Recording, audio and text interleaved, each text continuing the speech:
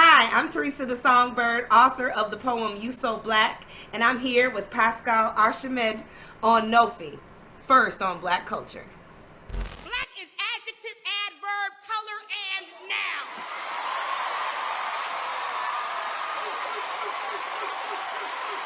Good morning, Theresa Tha SongBird. Good morning. How are you doing? Yeah, I'm good. And it's a real pleasure to have you with us today. Trust me. And you were born in Chicago. You're now living in Atlanta. And you are a consummate singer, spoken artist, performer. And you're also the author of the poem, You So Black. Baby, you so black. When you're born, the God come out.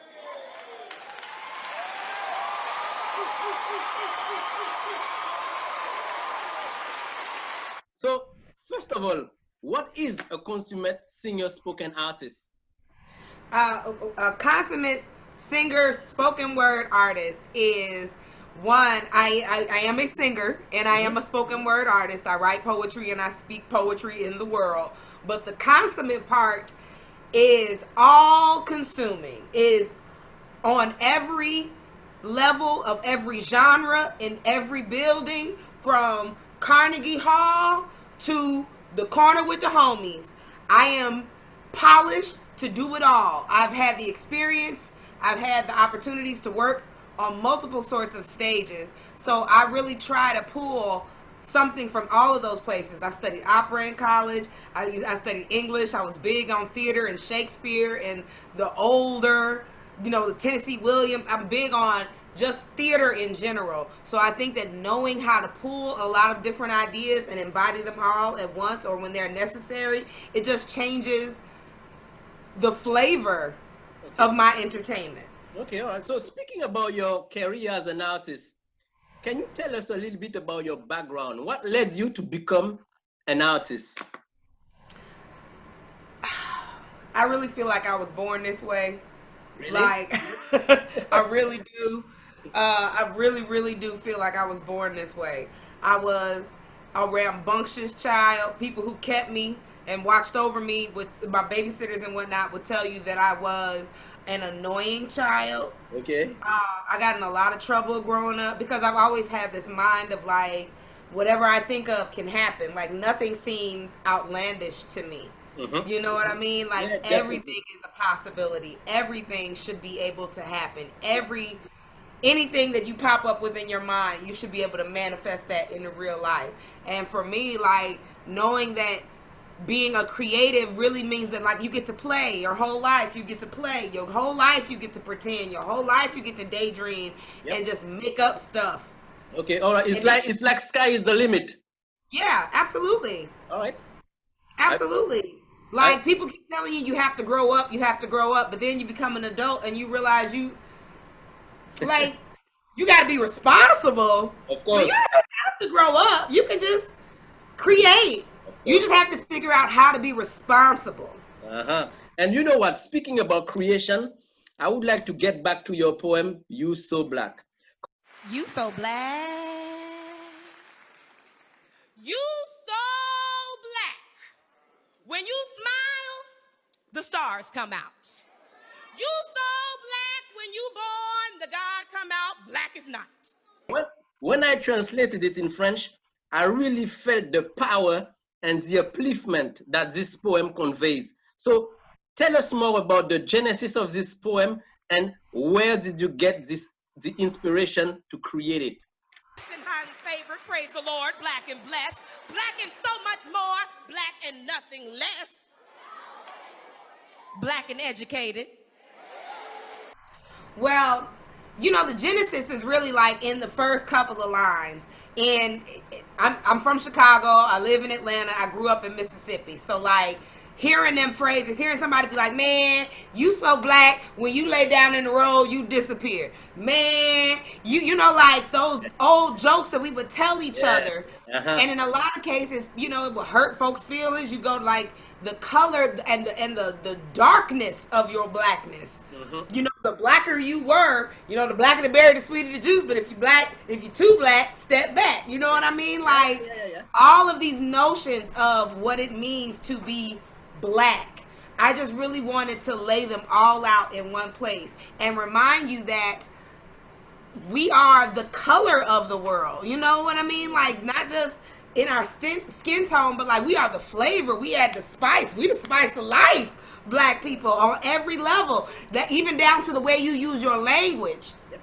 Yep. I feel you. And you know what? Because you know me, I discovered you during your performance at the 2019 Trumpet Awards. So this performance opened doors to you. And highly favored, praise the Lord, black and blessed, black and so much more, black and nothing less, black and educated. Oh, absolutely.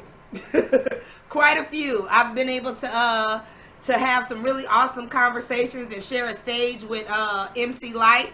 Okay. I have I've done a lot of different shows. I've done a lot of different stages that I wouldn't have had opportunity to perform at otherwise.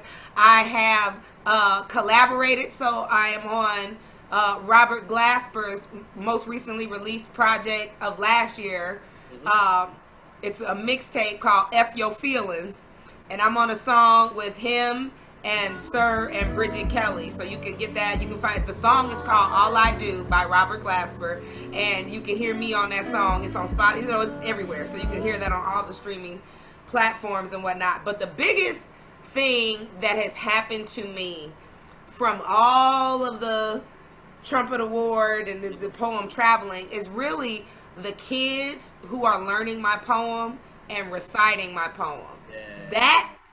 That is like every time I'm like in tears watching the videos of all of these children, because it's not a few, it's like hundreds of kids all over. Like when we were still having school, when they had Black History Month, the kids are doing my poem for Black History Month. You know what I mean? Like it is. I told you your poem is really inspiring and uplifting. So I'm not really surprised by what you're saying. Yeah, but just to know that, like, because I remember the poems that I had to learn when I was in school. You know what I mean? Yeah. So to know that, like, there are teachers that are like, you're going to learn Miss SongBird's poem today. It's respect. Just mind-blowing. Yeah, respect. That for me is bigger than anything. Bigger than the opportunities to work with the people who I've been working with. Bigger than all of that is knowing that when these kids think back, when they have a bad day, when they think back in their memories of life, they gonna remember my poem. Yeah, you know what? That's the legacy that you're giving, you know, to the next generation, the coming generations, and that's just great. You see what I mean? Right. It is amazing. It is amazing. There's another question I have in mind. I wanted to ask you, what is it to be a Black woman in the US today?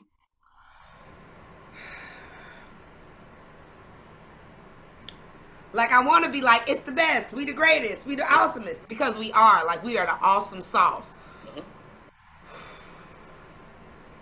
But it's so hard. Why? And, oh, okay. So, like, I don't want to be cliche and be like, and use somebody else's quote, but it is so true. Like the Malcolm X talking about the Black woman is the least respected, least protected. We do so much. We do so much for so many people. And there is no one taking care of us. Like sometimes there are people taking care of us, but more often than not, when there is someone screaming for help and attention for all of Black people, it's a Black woman. And if somebody is screaming for attention and help for a Black woman, it's like, don't nobody hear us. Okay. You know? And but I don't want to get into like the patriarchy, but like I love my Black brothers. I love my Black brothers. But Black brothers get to be men. And as men, there is still a sense of power and and superiority. So I don't experience this because I wish somebody would think they finna put their foot on my neck. But there are a lot of women who It's easy. I mean, even I am. It's easy to become a part of. It's easy to be in the men's club. So to be black and be female is like to be doubly minority.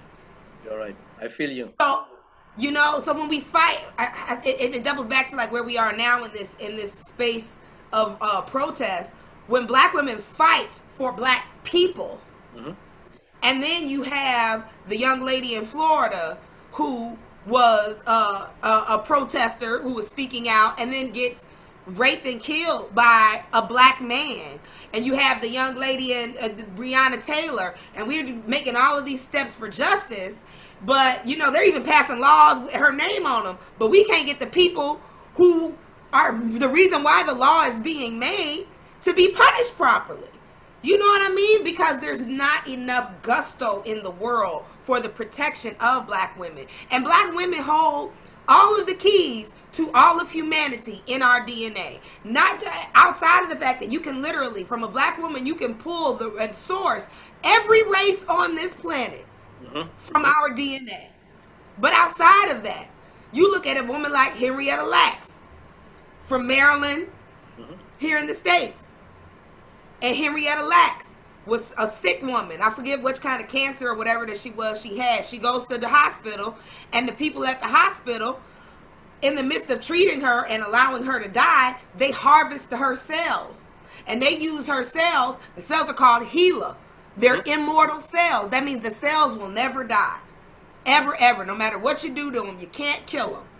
And because of that, they use her cells to study diseases, to study vaccinations, all of that from the cells of a black woman. Her family never got any compensation from the medical industry because of that. Her family died and lived very desperate, difficult lives. Yeah. Nobody helped her or her family, but they don't have no problem taking from her in order to help humanity. And that is the plight of the black woman in America. That's the way. Everybody. So that's the way you figure out or you see black woman. She represents black woman in the US. Yeah. Okay. All right. I have another question in mind. You know, you live in Atlanta, and how has been the vibe, the atmosphere in Atlanta following the murder of Rayshard Brooks, this 27-year-old black man who got killed by a cop on June 12, 2020? Well, you know, I'm grateful for all of the people who are coming together to protest. I think there's power in that, like the humanity of people of all colors, Caucasian people, all walks of life coming together to say, you know, this is wrong, what's happening. I want folks to be prepared to do more than protest. And I'm not talking about no riots. I'm really talking about like really focusing on how you build your community to make sure that you build a situation and not ask, like, I'm not worried about you asking for legislation for somebody else's permission for you to live your life. I'm more worried about you creating a community that protects itself so that you don't have to worry about any outside forces of the government trying to police people who live in your community, because your community is covered by the people who live in your community. You know what I mean? And I just feel like outside of that, you have to focus on that, because there's so many other elements at play trying to keep us distracted, trying to keep the coming together from happening, trying to make the folks who would be anarchist or divisive or just don't want to see, for some reason, don't want to see humanity heal and be loving and be whole and be one. There are people feeding that energy and feeding the riot and feeding the fire and the anxiety, when it should all just be peace. It should be black people supporting black people and creating a financial infrastructure where we can be more productive for ourselves and not feeling bad about it. Yeah, because roughly what you're telling me is that protesting is one step, but building should be the next one. Right? We really have to think about what the long term looks like. Somebody has to have a vision so that we can build the vision for the long term. And if and what long term means, because we've been very short sighted in our civil unrest as a whole. You know what I mean? So if we're looking at living on this planet on the long term, how do we ensure that 10 generations from now, when we not here no more, not only do we have a planet to live on that's not ridden with garbage and half flooded from climate change, after, you know, how do we also make sure that people of color of all walks of life, whatever letter you adhere to, the L's, the G's, the B's, all the letters, I want everybody to feel like a human being, like a respected human being on this planet. You know what I mean? So how do we ensure that for ourselves on the long term? Okay, I feel you. And is there any project you would like to tell us about? Something you're working on? Something you would like to share with us? I'm always working on something because I'm a busy lady. I don't believe in sitting on your laurels or your backside. So right now, the projects that I'm presently working on, I'm in the studio mixing and mastering. I just finished, well, I'm almost finished recording. I want to do a little more with the vocals, but I'm almost finished recording my You So Black with a couple with another song. So y'all finna get the good ooh-ah ancestorial protest vibrations from this song that's gonna end up streaming on all your streaming sites very soon. I can't wait. Yeah, I'm excited myself. Every time I hear it, like the ancestor goosebumps be on my back. I love it. So I'm working on that, and that's coming very soon. I'm also in the midst of writing another play. I've had a play that I was putting up and preparing to tour with. Okay. Then COVID-19 happened. So, you know, all of that's right on pause until the world opens up a little more. And, but in the meantime, I'm writing another play for when the world opens up also, that's kind of dealing more with being a black woman, protest, and what radical black love looks like. Like, I feel like that is, so that's my big thing in this whole season that we're in of civil unrest, right? Is how can you protest when protesting ain't your thing, right? Okay. And to me, it matters to see what that looks like on in a home level. Like, I have two parents of color, two black parents who are very much in love, and their love story is different from anybody else's. So to see what that looks like, and children who grow up in a home where there are two active parents loving each other and loving their children and taking care of things and being responsible, how that changes how an adult grows up, how that changes how we deal with our community, the amount of patience and compassion we can have for one another, the amount of understanding of what it means to be a family and to build with each other. That radical black love thing is huge. It's huge. It makes a huge difference in how we grow as a people. So I'm excited to add that to my seasonings of this play that's getting ready to come out. Yeah, this one also, I can't wait to see it. And sister, where can we follow you? You can follow me everywhere at Tha SongBird. That's Instagram, Facebook, Google, the website, everything. Tha SongBird. Website is thasongbird.com. But outside of that, you can find me at Tha SongBird. All right, sounds good to me. Hey, thanks a lot, sister, for this interview. Keep up the inspiring work, and we definitely keep in touch. And of course, I wish you all the best for the rest of your career, hoping to see you on stage in French-speaking areas. Yes, you're going to have to be my translator. Of course I will. We're going to get you some hair like mine. Yeah, but... and then you're going to have to do like this when you translate, because, you know, I be big. Oh, yeah, you got to get, you got it. So we're going to get you some hair like mine, and we're going to get your arm movements together, and you're going to be my Parisian translator. Yeah, all right. Take care, sister. And all the best.